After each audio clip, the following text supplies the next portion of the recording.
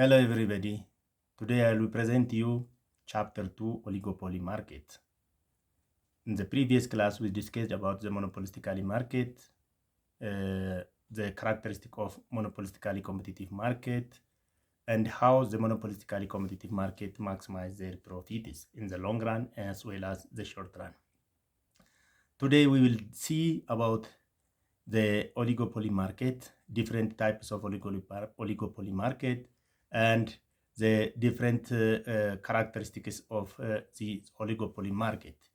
Now, oligopoly market is defined as it is a market structure in which there are few sellers and many buyers. This oligopoly market is characterized by very few sellers of the product. The other is the number of firms in the market is small enough that each seller each into account of other firms' production and pricing. The other characteristic of monopolistically competitive market is there is interdependence between the monopolistically competitive market. Interdependence is that means one firm cannot independently determine about the price of their products.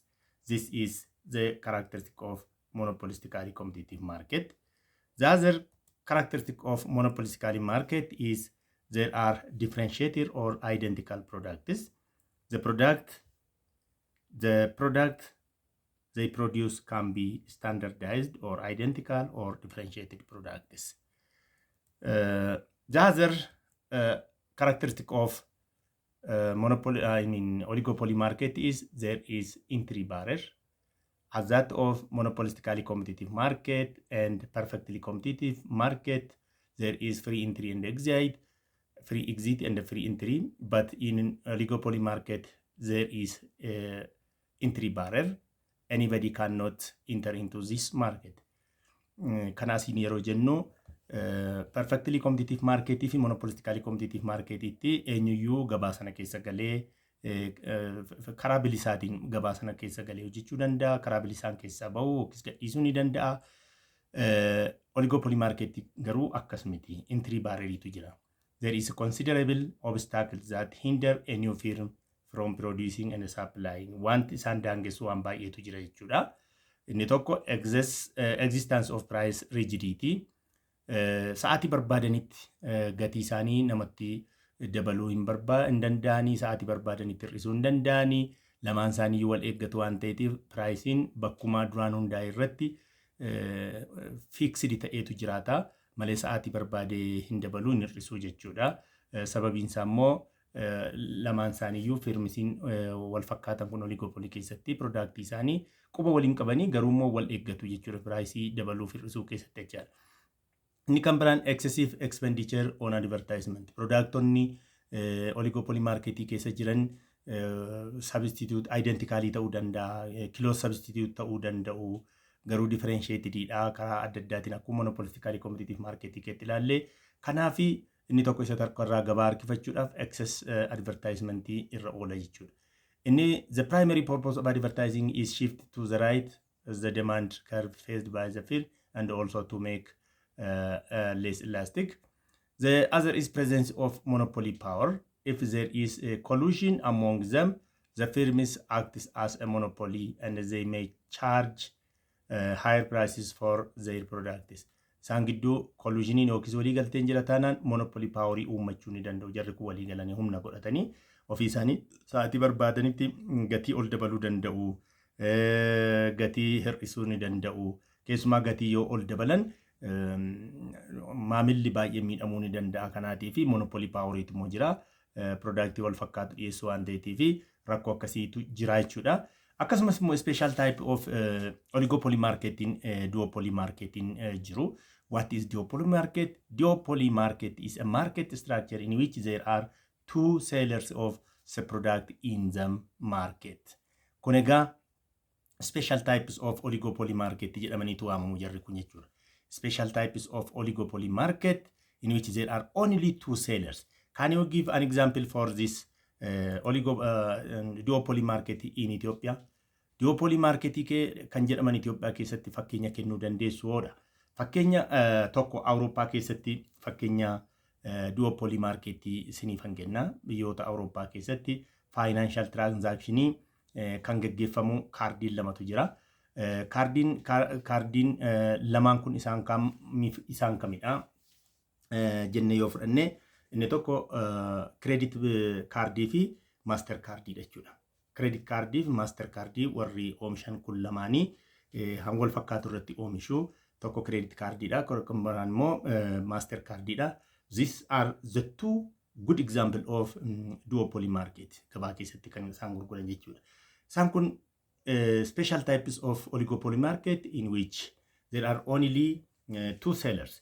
There are also special types of oligopoly market in which there are only two buyers in the market. Isaan kun immoo duoopsonii jedhamaniitu waamamu. Duoopsonii jechuun it is a market structure in which there are only two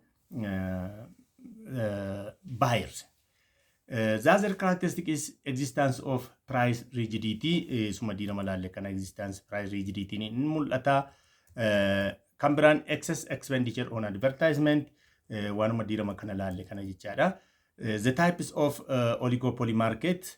There are two major types of oligopoly market. Non-collusive and collusive jedhamaniitu waamamu. Ammaa fi kan nuti ilaallu non-collusive oligopoly market. What is non-collusive oligopoly? Under non-collusive oligopoly market, there are different types of oligopoly market.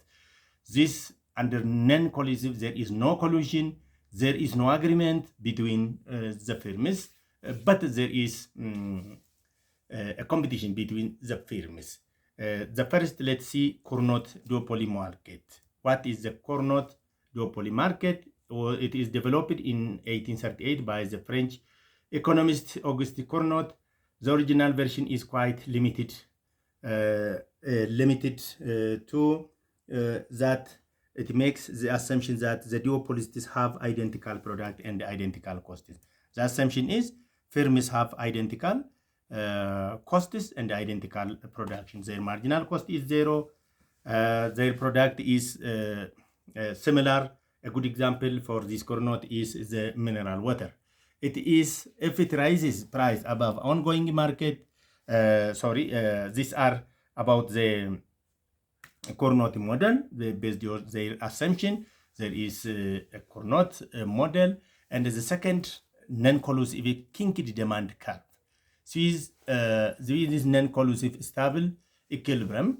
If it raises the price, that means if a firm in oligopolistic market structure which have the assumption that if one firm raises the price above the ongoing market, none of its rivals will follow it. But if the one that raises the price lose a considerable part of the consumers, hence the demand curve confronting the firm is very elastic. It is assumed that the other firm will not change their price when one firm changes. That means increase or decrease, only when it increases its price. But if one firm reduces the price, the competitors will follow, matching the price cut. That is to say, all rivals will reduce their prices. Asirratti barattoonni keenya wanti isin beekuu qabdoni Kinked Demand Curve kan jedhamu kun jechuudha. Waan lama assumption isaa kan inni qabu. Assumption inni tokko firmin inni tokko price increase yoo godhu inni tokko immoo increase gochuu dhiisuu danda'a. Yeroo inni increase gochuu dhiisu sana buyeriin yookiis customeriin gara kamitti gara warra isa price increasing goone yookiis constant ta'e sanatti shift ta'uu danda'a. Yeroo sana ongoing price ti olitti warra inni price dabale sun customerii dhaba rakkoon akkasii uumamuu danda'a. Inni lammaffaan immoo inni tokko yoo gatii gadi xiqqeesse inni kan biraanis sanuma hordofeetu gatii sana gadi xiqqeessa jechuudha. Yeroo gadi xiqqeessan kana inni amma maal jedha inni duraa yeroo inni tokko ol dabaluu inni tokko dabaluu dhiisuun demaandiin ilaastikii ta'a. Inni asitti immoo tokko reediyoos yoo gara godhu inni kan biraanis follow gochuudhaan reediyoos waan godhuuf lamaanuu bu'aa argatan hin qaban. Bu'aa isaan argatan tokko illee hin jiru. Yoo cime profitiin isaanii ni xiqqaata, kostiin isaanii ni xiqqaata, demand curviinis illee shiftii ta'uu danda'a. demand curve sun proportional demand curve maalifi marketii equally share godhatu irraan kanafe waan bu'aa argatanii customeriin garatti shiftii godhu tokko illee hin qabu jijjiiramni hin jiru waan ta'eef jechuudha. That is to say all rivals will reduce their prices, so the share of the competitors in the market demand remains unchanged. Therefore, the price reduction below the ongoing market price, the relevant curve for decision making is the proportional demand curve. Proportional demand curve ta'etu argamarraan kanafe kan biraa wanti jijjiiramni yookiis immoo isa tokkoof bu'aan dabalataa kan argamu hin jiru jechuudha. In short, oligopoly's rival will ignore a price raise and follow a price cut.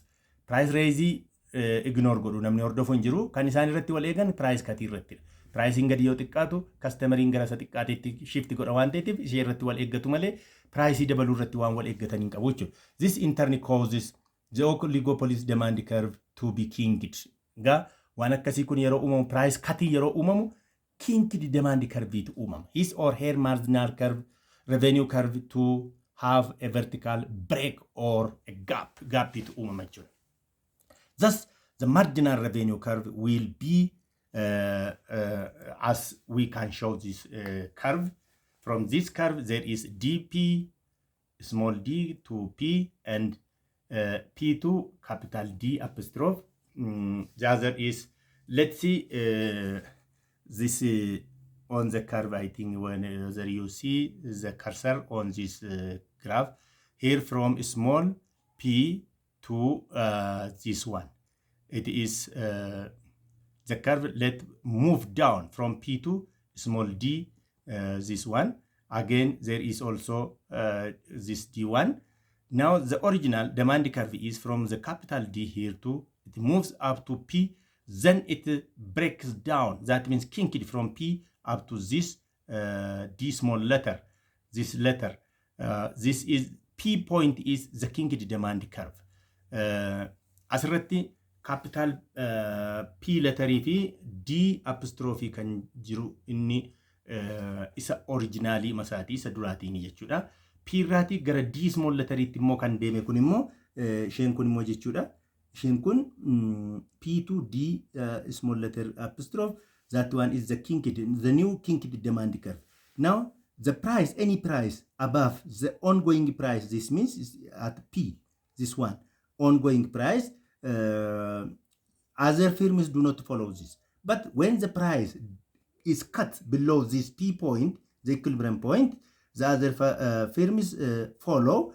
Now in this case, when they follow, the cause is P to D small letter is what we call the proportional demand curve, but from P to D capital is elastic. Because it is elastic, then it is what we call perceived demand curve. Again, the breakdown point is from X letter to Y letter. Now the new marginal revenue is from Y to C. This is the new marginal revenue. The after before cutting from D to X is the marginal revenue. After the price cut, there is a gap between X and the Y. The new cost, marginal cost is the curve that is between this Y up to marginal cost second. The first marginal cost apostrophe, this one is the original, the first. Then after changing the price, here marginal cost is what is demand curve. You have to know waan kana beekuudha qabdu gaasin jechuudha. Eessatti katii ta'e isa booda marginal costiin inni jalqabaa isan ammasin ilaali irra keessa isa jirudha. Marginal costiin inni lammaffaa immoo erga price katiin uumame immoo isa gara gajjallaatti jirudha jechuudha. Kurnooti moodeliini amma asitti kan nuti ilaalle kinked demand curveidha. Gara kurnooti moodeliitti yeroo dhufnutti immoo assume initially firm A enters into the market and becomes the only seller of the market. Akkasti yaada yeroo yaadu waa'ee isa kaanii yaadun fakkeenya firm A market share isaa kana kanaafuu inni hafe immoo market share hin taane immoo hansaa isa kam akka inni ta'e yaaduudhaan bifa sanaatiin outputii gabaaf dhiyeessuudha kan inni yaadu jechaadha. Akkasumas immoo yeroo inni N quantity isaa supply godhu B'n immoo deebisee supply of A assume gochuudhaan isa hafe unsupplied party market share godhachuuf deemu jechuudha. Kun immoo 1/2 formulaan isaa the market share is 1/1 plus n. If there are n firms in the market, their market share is 1/1 plus n is their market share. Even you can read all these things, how in the coordinate demand they share the market. This sharing of the market continues until the share of each is equal to 1/3. 1/3, 1/3. The two firms share in the market is 2/3, and the unsupplied in the market is 1/3. Kanaaf egaa assumption isaanii tokko marketiin keessatti firmiin lama ta'uu qofaadha yaadu isaanii. N waa'ima B duwwaa yaada, B immoo waa'ima A duwwaa yaada.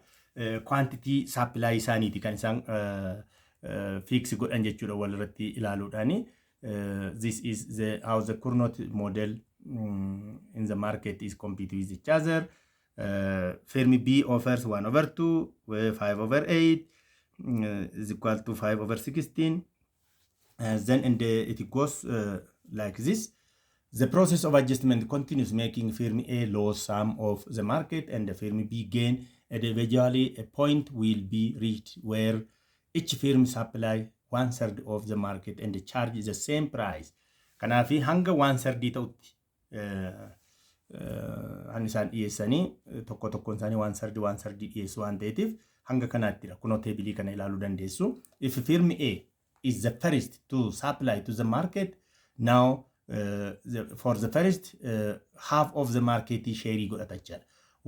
Half of the market, one represents the number of firms, because A is a 1, 1/2 times 1 is equal to 1/2. But firm B assumes that A supplies to the market, the share is 1/2, then 1/2 times 1/2 is equal to 1/2 times 1/2 and it 1/2 times 1 minus 1/2. 1 minus 1/2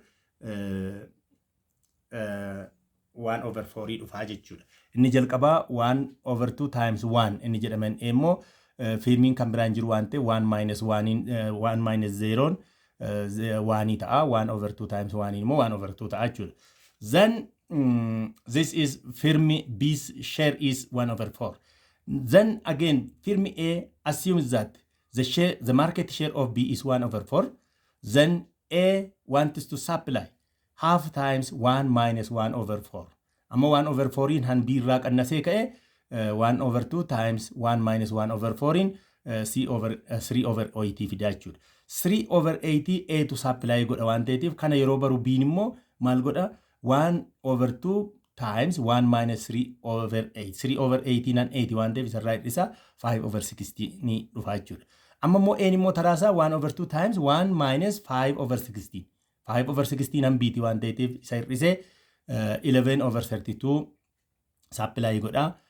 B innis immoo 11/32 irraa hir'isee ka'e 21/64 dhufa.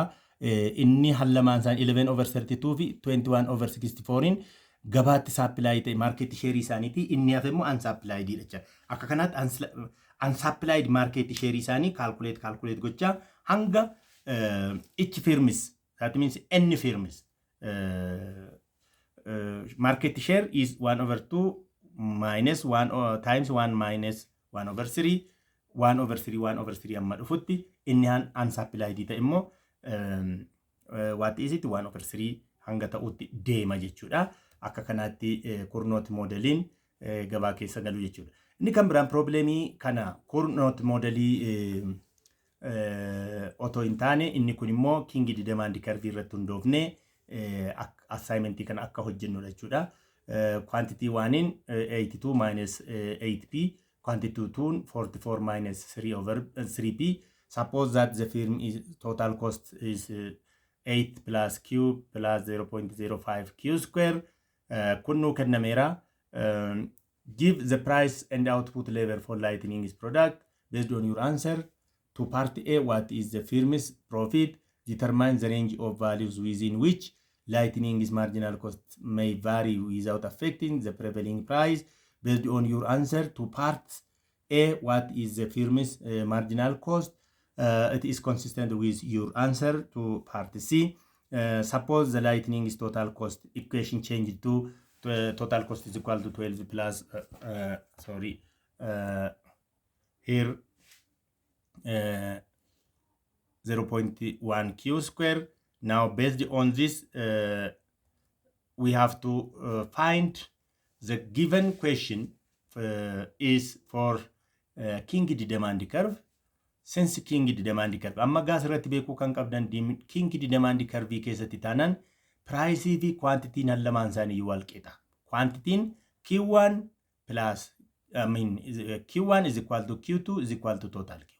P1 is equal to P2 is equal to total P. That means asirratti kan ilaalu asi Q1 ini Q2 faana wal qixa.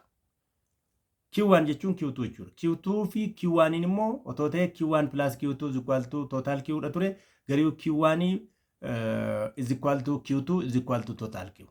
Costiinis lamaan isaaniif koomanidha. Sababiinsa in Kinked Demand Curve, they supply, that means the marginal cost is the same, price never changes, it is fixed, that means rigid, and the quantity of supply is also fixed. Based on this, you can calculate the point. For example, to give you hint, 82 minus 8p is equal to 44 minus 3p. That means since p is a common for both and the q is a common for both, p is equal to 7.6 dhufa jechuudha. Quantity immoo 21.2 dhufa jechuudha. Akka kanatti equation lamaan wal qixa waan ta'aniitiif profit isaanii immoo total revenue minus total cost yeroo fudhannu, total revenue immoo Q times price ida. Pricing keenya 7.6 ida, Q keenya 21.2 da.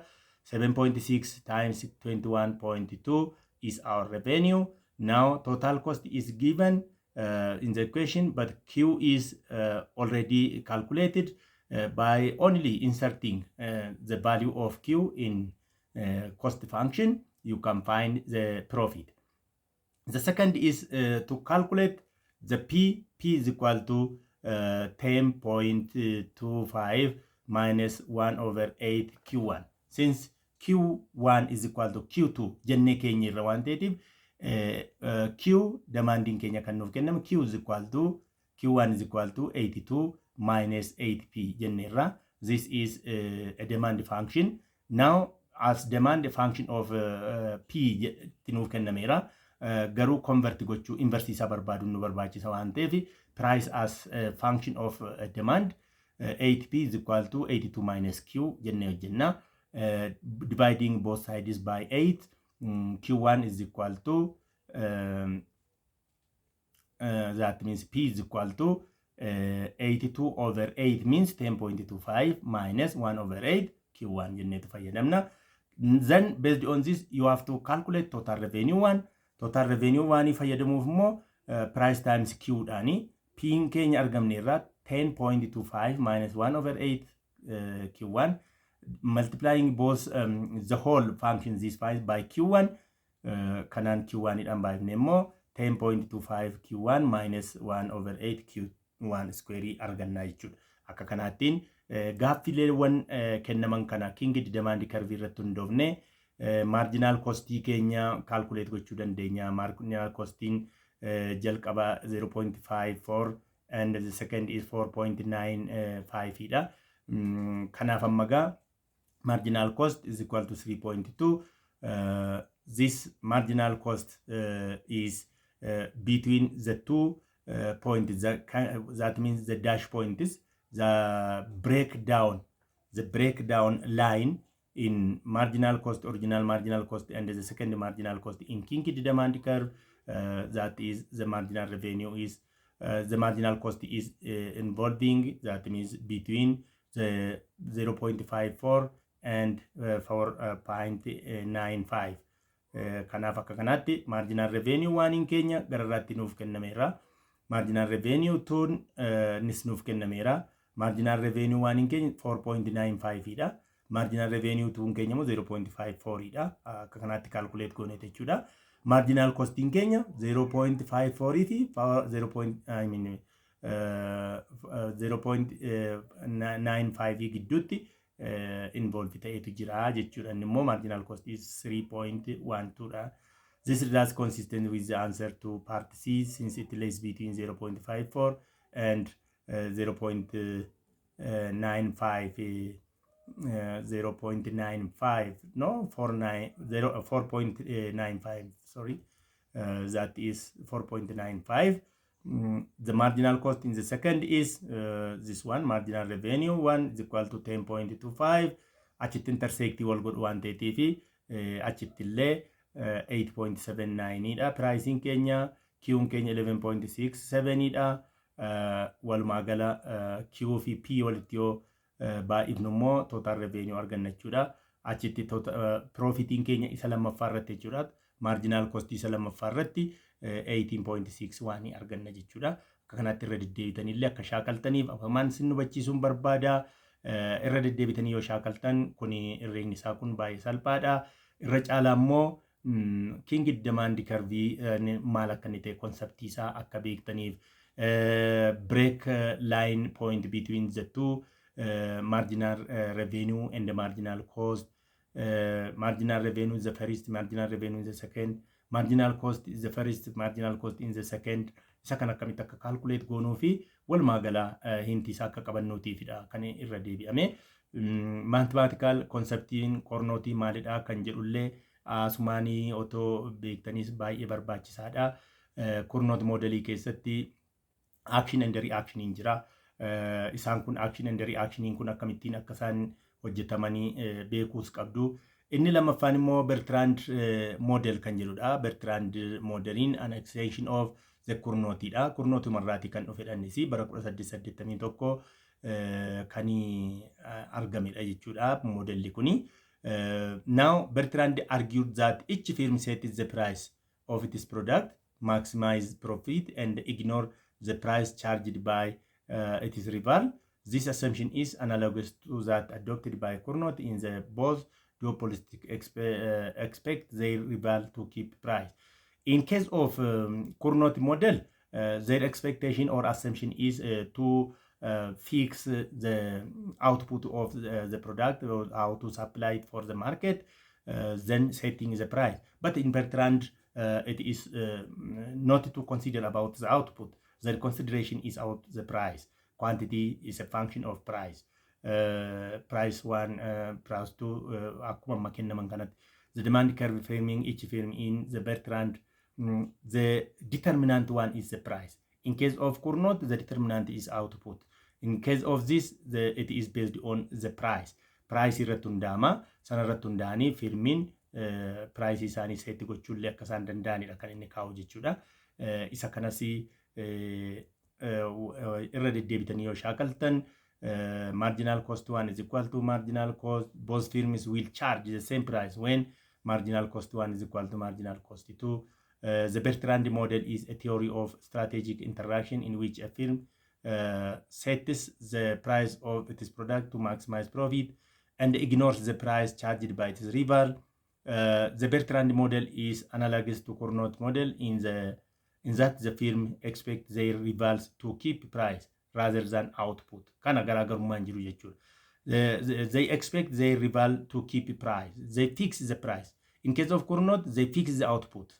In case of Bertrand, they keep the price rather than output. That is garaagarummaan isaanii isa kana jechuudha. Garaagarummaa isaanii kana sirriitti beekuudha qabdu. Let's give you another question. Q1 50 minus 0.5, P1 plus 0.25, P2 and the Q2, the demand curve for Q2 is 50 minus 0.5 P2 plus 0.25 P1, and there are a costs. The cost is in case of cost 1 for Q1, cost 2 is for Q2. These are the given questions. Then where P1 and the P2 represent the price charged by each firm produced Q1 and the Q2 units of output, what is the inverse demand equation, what are the equilibrium price, profit maximizing. Inverse demand equation kana asirratti taa'uuf yaaleera. Total Q is equal to Q1 plus Q2. Asuma akkuma ida'amee jiru kana jechaadha. By collecting like terms together, now it is total output. In equilibrium, price is equal to price 1 is equal to price 2. Thus, the given total finally price, the inverse demand function, price is equal to 200 minus 2 into Q1 plus Q2 is given. The other total cost 1 is also written here. Similarly, the total revenue function in Fermi 2 is also here presented. You can exercise all these given equations.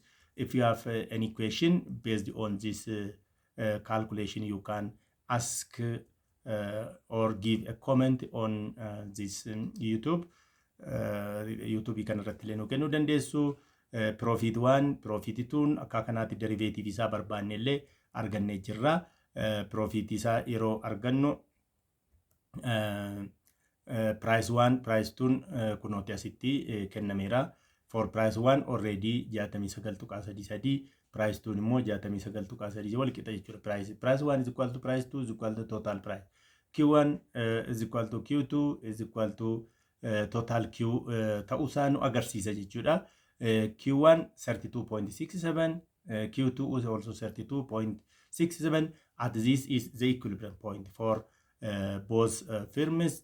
Finally, each firm's profits are asumaga wanti hundumti nusinii kennameera waan ta'eef asirraati dhumarratti wanti nuti argine 2134.17 profit isaa ta'uu arganneerra.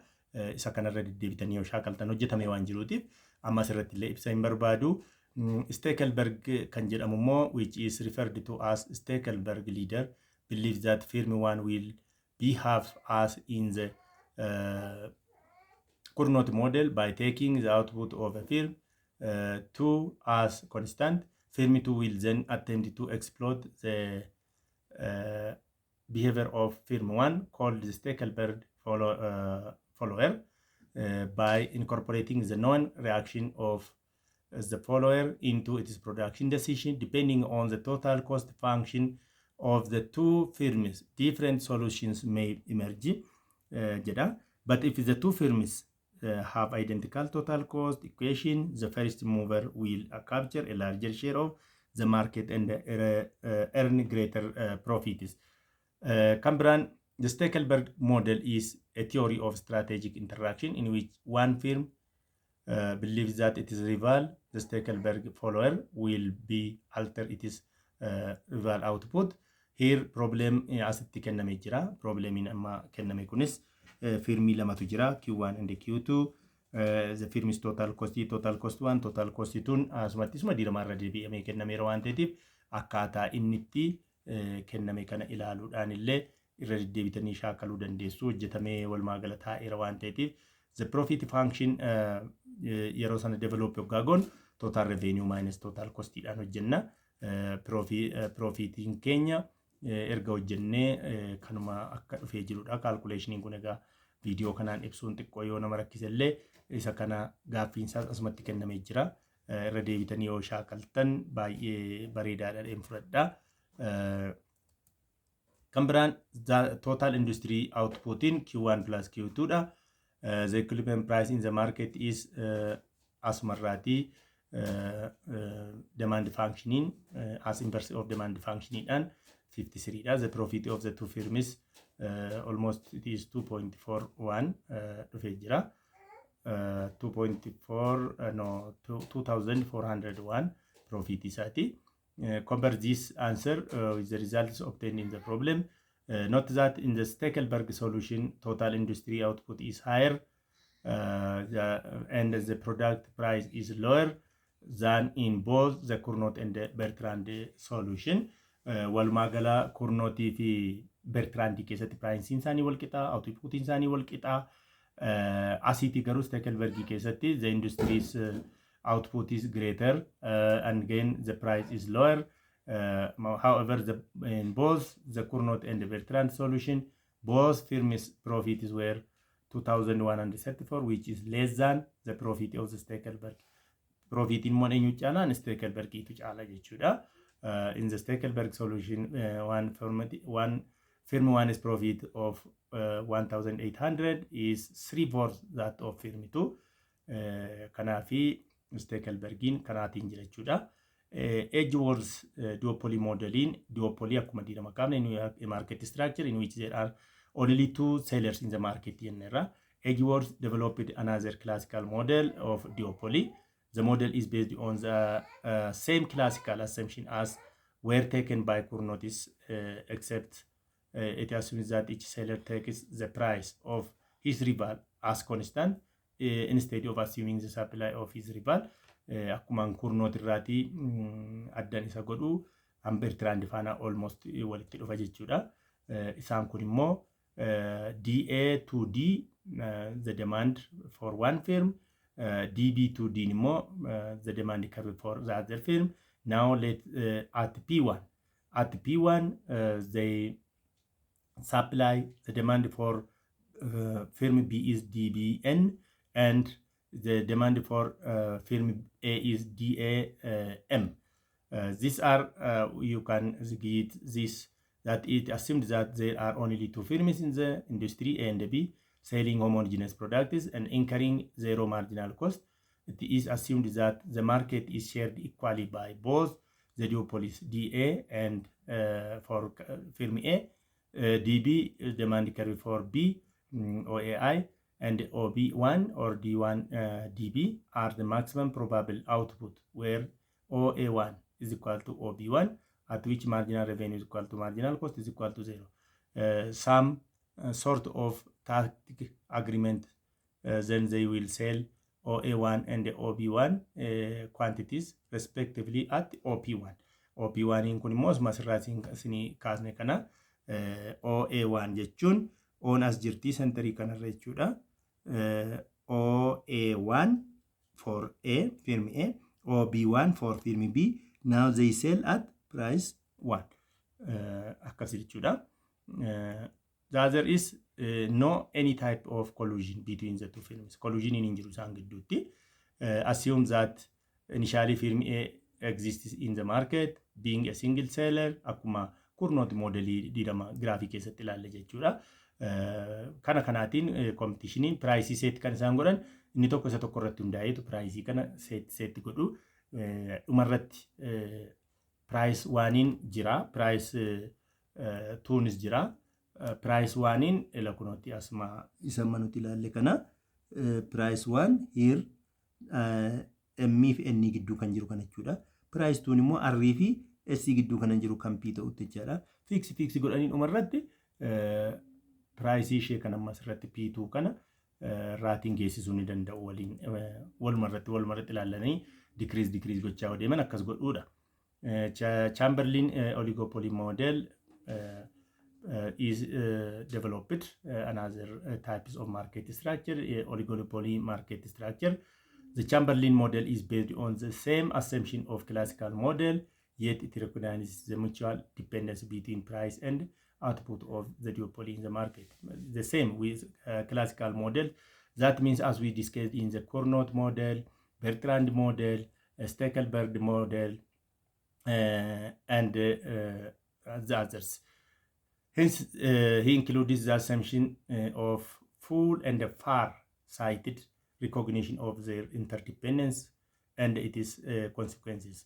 The Cournot and the Edgeworth duopoly model assume the firm to be independent. That means they do not give recognition to the interdependence between the firms. One assumption of that means characteristic of oligopoly market is there is interdependence between the firms. This also Chamberlain assumes about the interdependence between the firms. Chamberlain accepts that in the firm not recognize their interdependence, the industry will reach either Cournot's equilibrium if each firm acts independently on the assumption that the rivals will keep their output constants. The other is types of collusive model. So far we discussed about the collusive model and non-collusive model. Here are the non-collusive models. Cartel is one of the collusive model. Price leadership and barometric price leadership. These are the different types of collusive oligopoly market. Collusive means there is an agreement. To give you an example, best example for this collusive cartel, an arrangement or agreement that allows the firm to conduct their output and pricing decision. OPEC is a good example for collusive oligopoly market. OPEC, you know, Organizational Petroleum Exporting Countries. These are a good example for this collusive oligopoly market. Kanaafuu egaa asumarratti waan gammaatti waan barattan kana gaaffii yoo jiraattanis koomentiidhaan nuuf kennuu dandeessu. Redeebi'ee barattoonni keenya afaan Oromiffaanis Ingiliffaanis karaa isinii galuu danda'uun exit exaamii keessatti warri of qopheessitan keessumaa jechuudha. Akka koorsiitti warri fudhattanii rakkoon qabu. Kilaasiitti waan barsiisaa keessan faana barattan waan adda addaa hubannoodhaa fi waan isiniin galle yoo jiraate ibsa dabalataa yoo barbaadan asuma yoo nu gaafattan illee koomentii sanaan isinii deebisuu dandeenya. Karaa gara biraa immoo warri exit exaamiif of qopheessitan immoo as keessatti bifa kamiitiin akka wanti baratamuu qabu wanti itti of qopheessuu qabdan illee maal akka ta'e yoo gaafattan bifa salphaatiin isin hubachiisuu ni dandeenya. Kanaafuu collusive oligopoly marketii kana gosoota isaanii isinitti meerraa akkamitti profit maximize godhu, akkamittiin compete godhu, price akkamitti set godhu, profit sharingin akkamittiin akka isaan hojjetan, market sharing isaanii akkamittiin akka hojjetan isa kana bal'inaan illee yoo gaafattanis rakkoo hin qabu isinii ibsuu ni danda'ama. Maateriyaali adda addaas Google irraa waan barbaadan yoo buuftan irra kanarratti kitaabonni baay'een jiru waan ta'eef argachuu dandeessu. Kanaaf ammallee irra deebi'ee viidiyoo kana guyyaa hundaa akka argattanii fi warri haaraa argitan kun immoo subscribe gochuudhaan maatii YouTube kana akka taatan isiniin jedha. Guyyaa gaarii.